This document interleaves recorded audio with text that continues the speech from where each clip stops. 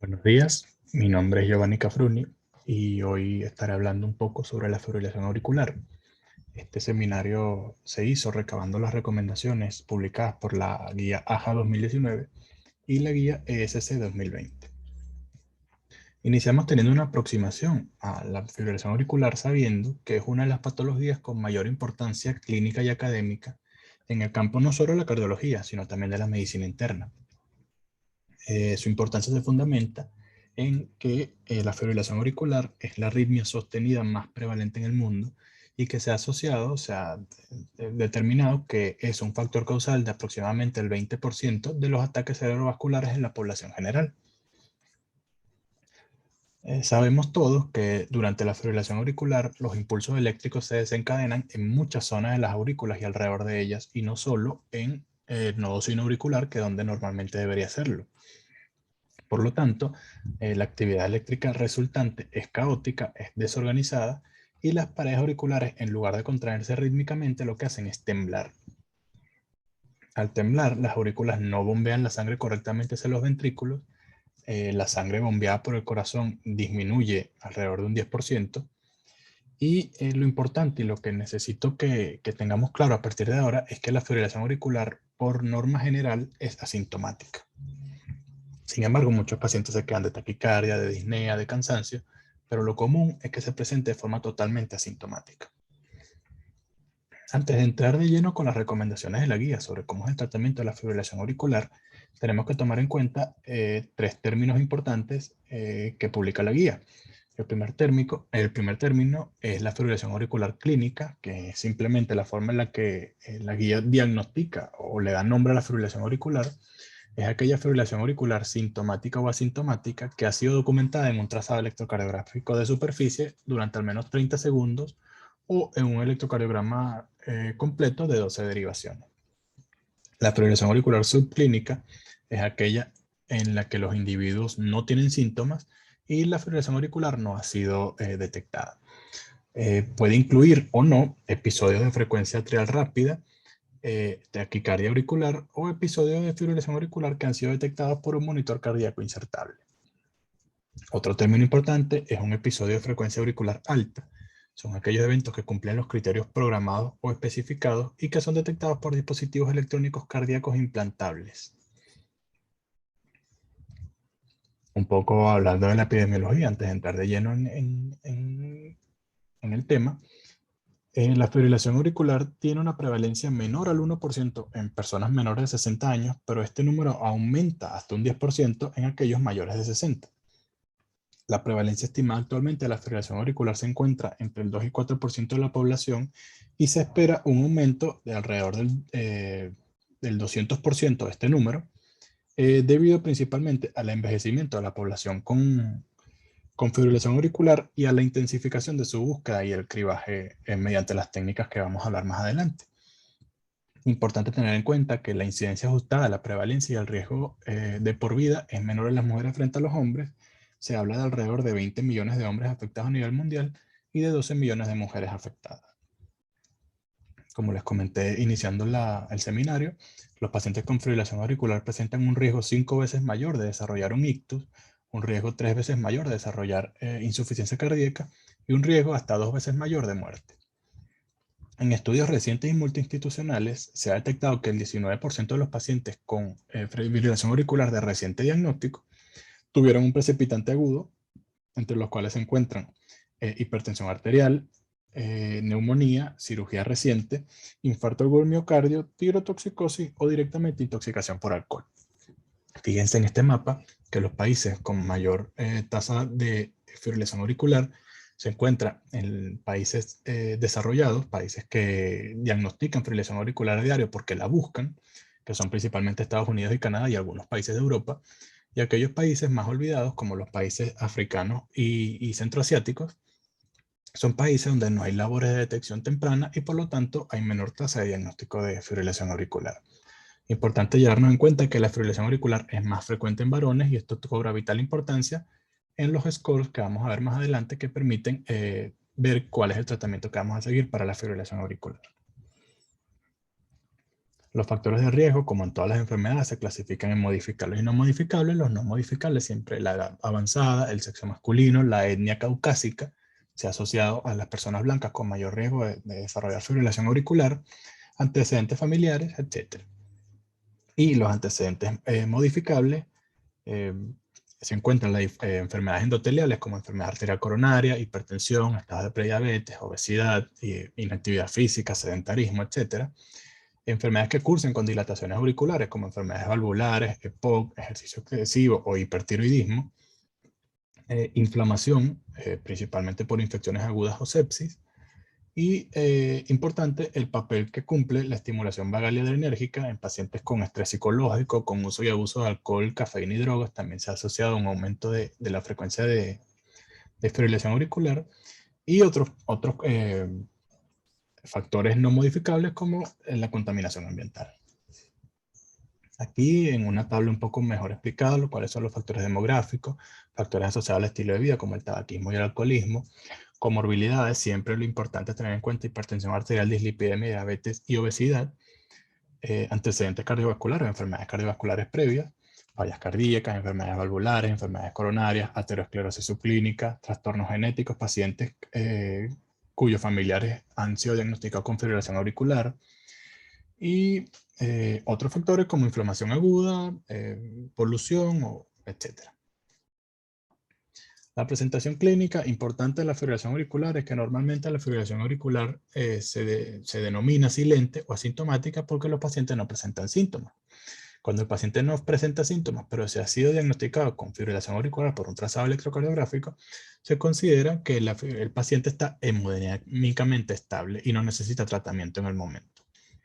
Ahora, aquellos pacientes que presentan síntomas como palpitaciones, disnea y fatiga y otros síntomas más inespecíficos como dolor tipo anginoso, poca tolerancia al ejercicio, episodio de síncope o trastorno del sueño, ya hacen necesario buscar cuál es la causa, y cuando se diagnostica la fibrilación auricular por electrocardiograma, se procede a clasificar al paciente según sus síntomas y la severidad de los mismos en un paciente hemodinámicamente estable, que no necesita tratamiento en el momento, o un paciente inestable, que es aquel que presenta síncope, hipotensión, insuficiencia cardíaca, isquemia miocárdica y en casos muy extremos, shock cardiogénico.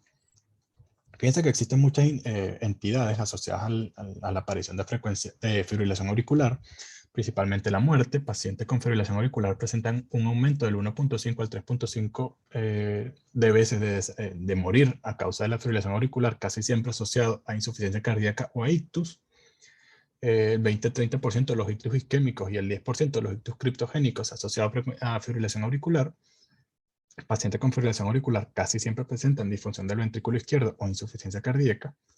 Y importante también tener en cuenta que muchos pacientes con fibrilación auricular pueden presentar deterioro cognitivo o demencia vascular y episodios de depresión que casi siempre se acompañan de pensamientos suicidas, y esto se ha asociado a los efectos secundarios de los fármacos con los que se ha venido tratando la fibrilación auricular.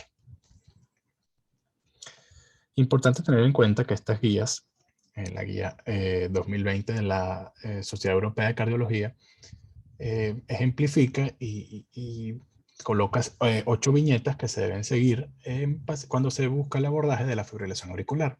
Siempre hay que tener en cuenta que lo primero que se debe hacer es definir y diagnosticar la fibrilación auricular. Ellos nos dan las herramientas por las cuales se realiza, y a partir de ahí proceder a clasificarla, a caracterizarla, a realizar el screening necesario, los estudios adicionales dependiendo del paciente y siempre adaptado a las condiciones del mismo, la evaluación del riesgo trombótico por los scores que vamos a ver más adelante, iniciar el tratamiento con anticoagulación o considerar la cardioversión, y como último punto, y el que siempre se debe tener en cuenta porque es el más importante, que es controlar la frecuencia cardíaca en pacientes con fibrilación auricular. La guía recomienda utilizar un electrocardiograma de 12 derivaciones, un electrocardiograma clásico, siempre asociado a una tira larga. El registro de electrocardiograma, fíjense que tiene una recomendación de nivel 1B. El registro de electrocardiograma estándar de 12 derivaciones debe ser mayor a 30 segundos y debe mostrar un ritmo cardíaco sin ondas P repetidas que sean discernibles y que los intervalos RR sean irregulares siempre y cuando la conducción auriculoventricular no esté alterada, lo que permite regenerar un diagnóstico de fibrilación auricular clínica. Entonces, importante llevarnos de aquí que se debe realizar el diagnóstico con un electrocardiograma de 12 derivaciones, que haya una tira larga de electrocardiograma y que el episodio tenga una duración igual o superior a los 30 segundos. Fíjense aquí que los 3 puntos importantes, que sean intervalos RR irregulares, que haya ausencia de ondas P y que haya activaciones auriculares irregulares, es lo que permite constituir el diagnóstico de fibrilación auricular, la cual se define por trazado electrocardiográfico como una taquiarritmia supraventricular con activación eléctrica auricular descoordinada y por lo tanto con una contracción auricular ineficaz. El segundo paso importante para el abordaje de la fibrilación auricular es clasificarla. Anteriormente se utilizaban muchas formas de definir la fibrilación auricular, sin embargo, los términos actuales se consideran fibrilación auricular de primer diagnóstico, fibrilación auricular paroxística, fibrilación auricular persistente, fibrilación auricular persistente de larga duración y fibrilación auricular permanente. La fibrilación auricular de primer diagnóstico es aquella que no ha sido diagnosticada antes, es totalmente independiente de la duración o la presencia de gravedad de los síntomas y es lo que la diferencia de la fibrilación auricular paroxística, que es aquella fibrilación auricular que cesa espontáneamente o con intervención tanto farmacológica como quirúrgica, siempre que sea dentro de los 7 días posteriores al inicio de la misma. La fibrilación auricular persistente es aquella que se mantiene de forma continua durante más de 7 días, aunque hayan episodios de fibrilación auricular que hayan sido terminados por cardioversión tanto farmacológica como eléctrica. La fibrilación auricular persistente de larga duración es aquella fibrilación auricular persistente que es continua durante más de 12 meses y aquella permanente es la que fue aceptada tanto por el paciente como el médico, en las que no se realizarán más intentos para restaurar o mantener el ritmo sinusal. La guía sostiene que existen 3 términos que deben abandonarse cuanto antes, que es la fibrilación auricular solitaria, es la que normalmente se definía o definía por excelencia la fibrilación auricular. Sin embargo, cada día se sabe más o se hacen más estudios de que la fibrilación auricular no se presenta como una identidad aislada, sino que todos los pacientes presentan una causa asociada a la fibrilación auricular.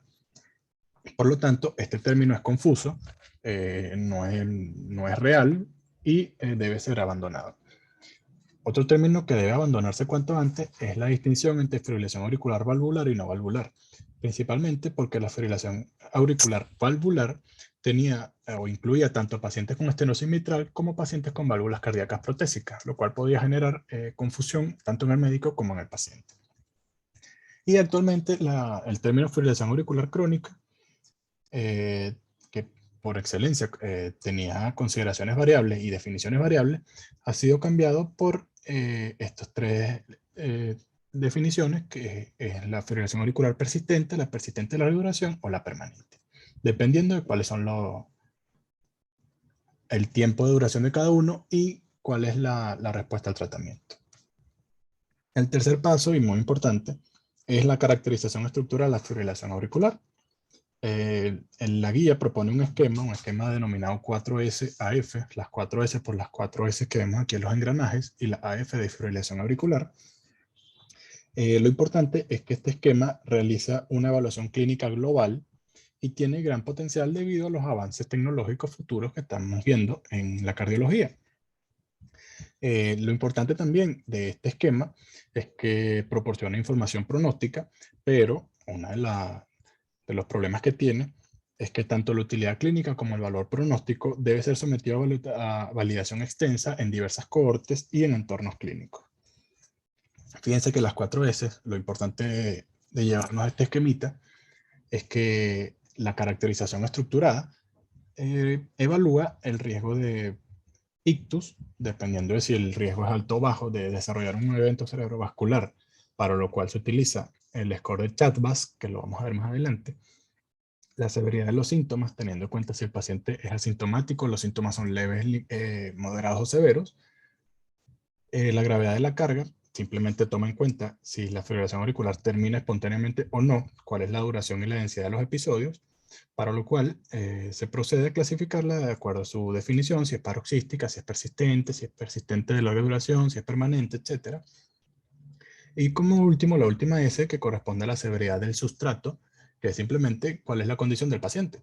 si el paciente presenta alguna comorbilidad, si tiene factores de riesgo cardiovasculares, si el paciente posee una cardiomiopatía atrial con una dilatación o disfunción o fibrosis de las aurículas, para lo cual se realiza una evaluación clínica, se emplean los scores de riesgo para fibrilación auricular y se mandan los diversos estudios adicionales.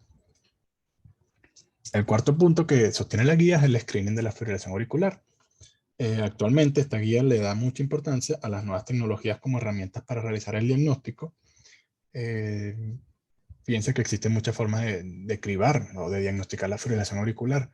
Ya no nos quedamos nada más con el electrocardiograma de 12 derivaciones, que es el confirmatorio, sino que simplemente mediante palpación de pulso, dispositivo de electrocardiograma de derivación única, dispositivo de fotopletismografía, que es lo que se encuentran actualmente en los relojes inteligentes, un monitoreo Holter o monitor de eventos implantables, nos permiten iniciar una aproximación a la fibrilación auricular, que es la que será confirmada posteriormente mediante el electrocardiograma de 12 derivaciones. La guía sostiene que el screening debe realizarse de forma sistemática en pacientes mayores de 75 años o pacientes que tengan un alto riesgo de presentar un evento cerebrovascular. Fíjense las múltiples formas y la importancia que de verdad le da a las nuevas tecnologías, mediante el cual, gracias a la cámara de los teléfonos inteligentes, se puede realizar la palpación de pulso y ver si el paciente es más propenso a desarrollar fibrilación auricular, o el uso de electrocardiogramas en relojes inteligentes mediante fotopletismografía, o directamente cinturones portátiles, que son los que utilizan los deportistas, que están siempre asociados a un reloj inteligente. Las recomendaciones de la guía: realizar el screening oportunista de fibrilación auricular en pacientes con edad mayor o igual a 65 años con una evidencia de clase 1B. Se deben interrogar los marcapasos y desfibriladores automáticos implantables de forma regular, también con una evidencia 1B. Y la guía recomienda que cuando se está realizando el criado de fibrilación auricular, se le informe al paciente qué es lo que se está buscando, cómo sería el tratamiento, cómo sería el pronóstico si es diagnosticado con una fibrilación auricular. Y lo más importante es que se debe considerar el criado sistemático del electrocardiograma para detectar fibrilación auricular en personas mayores a 75 años o que tengan un alto riesgo de accidente cerebrovascular. Los estudios adicionales siempre dependerán del paciente, de la gravedad de sus síntomas. Todo paciente con fibrilación auricular debe ser sometido a una rigurosa historia médica donde se tomen en cuenta los síntomas que presenta el paciente, cuál es el patrón de la fibrilación auricular, cuáles son las enfermedades concomitantes, cuál es el puntaje del CHA2DS, que lo vamos a ver más adelante. El paciente debe ser sometido a un electrocardiograma de 12 derivaciones, a exámenes de función tiroidea y renal, electrolitos, hematología, y siempre tener un ecocardiograma transtorácico. En pacientes con fibrilación auricular establecida, se debe monitorear ambulatoriamente el electrocardiograma para lograr un adecuado control de la frecuencia cardíaca y diagnosticar y tratar los síntomas por fibrilación auricular recurrente. Realizar siempre un ecocardiograma transesofágico para detectar enfermedades valvulares o trombos en la orejuela izquierda, marcadores bioquímicos. Y importante, el principal riesgo de la fibrilación auricular, como les comenté, es el riesgo de ictus. Siempre realizar un TAC cerebral o una resonancia magnética. Posteriormente a que el paciente ha sido diagnosticado, se está tratando y todo eso, es necesario generar el tratamiento continuo óptico. Nosotros como estudiantes y el médico internista en general siempre debe derivar al paciente a un cardiólogo o un especialista en fibrilación auricular, que es el que coordinará el seguimiento en colaboración con enfermeras y médicos de atención primaria para el correcto abordaje del paciente.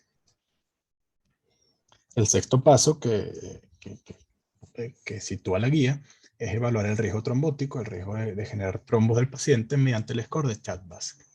El score de CHA2DS, como dice el título, evalúa cuál es el riesgo trombótico del paciente tomando en cuenta la presencia de falla cardíaca congestiva, si hay disfunción del ventrículo izquierdo, si el paciente está en hipertensión o está en tratamiento con agentes antihipertensivos. Si el paciente tiene 75 años o más, fíjense que aquí es importante que si tiene 75 años o más, tiene un score de 2, pero si tiene entre 65 y 74 años, tiene un score de 1. Si el paciente presenta diabetes mellitus en tratamiento, tanto con hipoglicemiantes orales como con insulina. Si el paciente presentó un evento cerebrovascular previo, llámese isquémico, llámese transitorio, llámese tromboembolismo. Si el paciente presenta una enfermedad vascular, principalmente el infarto de miocardio previo, y si el paciente es sexo femenino, siempre se le otorga un puntaje de 1. Y lo importante de este puntaje de 1 es que el puntaje máximo para cualquier paciente puede ser 9, y el puntaje mínimo para las mujeres siempre es 1, y el puntaje mínimo para los hombres siempre es 0. Posteriormente, y después de realizar el score de CHA2DS2, se recomienda o se busca iniciar anticoagulación. Para iniciar la anticoagulación se debe tener en cuenta el tipo de paciente. Si un paciente con enfermedad valvular que tenga una estenosis mitral moderada o severa o que tenga una válvula mecánica, se inicia de una vez tratamiento con antagonista de la vitamina K, siempre en rango terapéutico y con tiempo alto.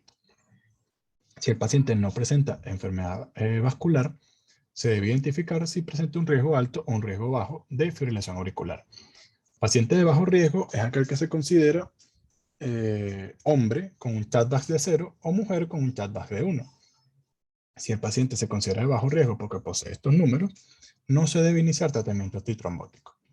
Si por el contrario el paciente hombre presenta un CHA2DS2 mayor a 1 y la mujer un CHA2DS2 menor a 2, se debe proceder a realizar, a calcular el score de Hasbled, que es el score que permite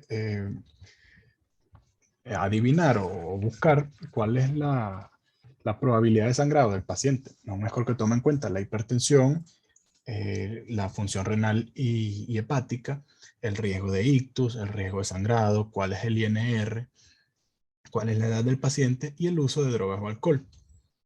Posteriormente, y dependiendo del número, si un hombre con un CHA2DS2 mayor a 0, y una mujer con un CHA2DS2 menor a 2, se debe iniciar tratamiento con anticoagulantes. El tratamiento anticoagulante puede iniciarse con antagonistas de la vitamina K, siempre que el INR sea adecuado, o iniciar los anticoagulantes orales directos, que es la primera opción para anticoagulación en este tipo de pacientes y en general para todos los pacientes. ¿Con qué dosis? Bueno, la guía sostiene que los anticoagulantes directos, dabigatran, rivaroxaban, apixaban y endoxaban, se deben administrar con las siguientes dosis: 150 miligramos cada 12 horas para el dabigatran, 20 miligramos cada 24 horas para el rivaroxaban, 5 miligramos cada 12 horas para el apixaban y 60 miligramos cada 24 horas para el endoxaban. Sin embargo, esta dosis inicial puede reducirse dependiendo de si el paciente cumple con los siguientes criterios. Por ejemplo, paciente en tratamiento con dabigatran, 150 miligramos cada 12 horas. Se puede disminuir la dosis hasta un 110 miligramos cada 12 horas si el paciente es mayor a 80 años, si el paciente está tomando verapamil, si el paciente tiene un riesgo hemorrágico aumentado, y así para los diferentes medicamentos. Fíjese que para la apixaban se puede pasar de 5 miligramos cada 12 horas a la mitad de la dosis, 2.5 miligramos cada 12 horas, si el paciente cumple al menos dos de los siguientes criterios: edad mayor a 80 años, que tenga un peso corporal menor a 60 kilogramos, o que la creatinina sérica sea mayor o igual a 1.5 miligramos por decilitro. Una vez se ha iniciado o se ha decidido que el paciente va a ser tratado con agentes anticoagulantes, se considera la cardioversión. La cardioversión siempre debe ser tomada en cuenta en pacientes que tienen bajo riesgo de tromboembolismo y que la fibrilación auricular haya estado presente durante al menos 48 horas. Por norma general y normalmente, la cardioversión se realiza sin un periodo anterior de anticoagulación. Sin embargo, si es un paciente que viene presentando fibrilación auricular desde hace varios años o de hace varios meses, es un paciente que estuvo en tratamiento con anticoagulantes y que puede ser fácilmente candidato para cardioversión. Dependiendo de si el paciente se encuentra hemodinámicamente estable o inestable, se considera la cardioversión. En pacientes inestables hemodinámicamente, se realiza cardioversión eléctrica de emergencia, y posteriormente a la cardioversión eléctrica de emergencia se decide si se debe continuar con los anticoagulantes dependiendo de cuál es el score de CHA2DS2 del paciente. Se continúa el tratamiento a corto plazo durante 4 semanas o a largo plazo durante más de 4 semanas. Si por el contrario es un paciente que está hemodinámicamente estable, se procede primero a ver si se realiza la cardioversión inmediata o se difiere, esperando una posible cardioversión espontánea del paciente, o simplemente iniciar el tratamiento con anticoagulantes directos o inhibidores de la vitamina K y evaluar cuál es la duración del episodio actual. En fibrilación auricular con una duración menor a 12 horas o entre 12 y 48 horas se puede iniciar cardioversión temprana, tanto eléctrica como farmacológica, o esperar la cardioversión tardía. Para estos casos, los pacientes candidatos son aquellos que la fibrilación auricular, como les comenté, tengan un inicio menor a 12 horas y que no posean un eco transesofágico previo, o que el inicio de la fibrilación auricular esté ubicado entre las 12 y 48 horas y que su chatback sea menor a 1 en hombres o menor a 2 en mujeres. Ahora, si es una fibrilación auricular ya tardía, con más de 48 horas de duración, o que simplemente se desconoce cuándo inició el episodio, se realiza de forma electiva la cardioversión eléctrica farmacológica. Siempre lo importante es que posteriormente a la cardioversión se debe evaluar mediante el score de Chatback si se va a continuar el tratamiento con anticoagulantes posterior a la cardioversión. Por último, esta guía deja bien claro que es importante controlar la frecuencia cardíaca. La guía tiene una serie de recomendaciones, principalmente uso de betabloqueantes, diltiazem o verapamilo como fármaco de primera línea, siempre que la fracción de eyección del ventrículo izquierdo sea mayor a 40, o betabloqueantes y digoxina si la fracción de eyección del ventrículo izquierdo es menor a 40. Importante siempre evitar dosis altas en monoterapia, considerar tratamiento combinado con varios fármacos para el control de la frecuencia cardíaca si uno solo no logra el objetivo necesario. Se considera que la cifra tope, la cifra máxima de frecuencia cardíaca en reposo sea 110, por debajo, siempre mantener por debajo de 110 para considerarla controlada. Y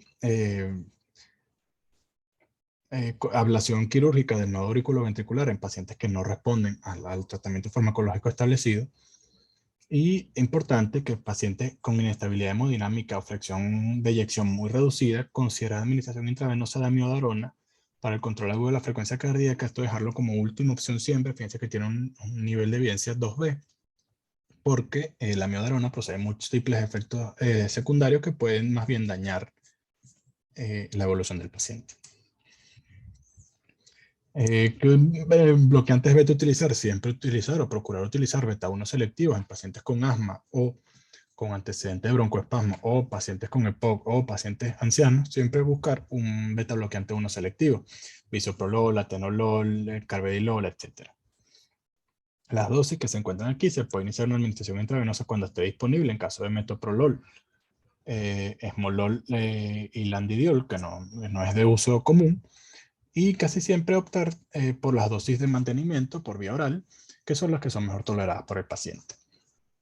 Los bloqueadores de calcio no dihidropiridínicos, como el verapamil y el diltiazem, importante saber que está contraindicado cuando hay una insuficiencia cardíaca con fracción de eyección disminuida o reducida, y que las dosis deben adaptarse dependiendo de si existe insuficiencia renal o hepática.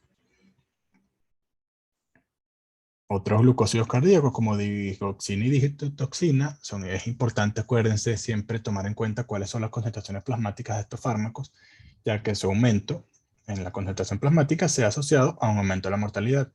Y siempre tener en cuenta cuál es la función renal del paciente y en pacientes con enfermedad renal crónica, adaptar la dosis de digoxina.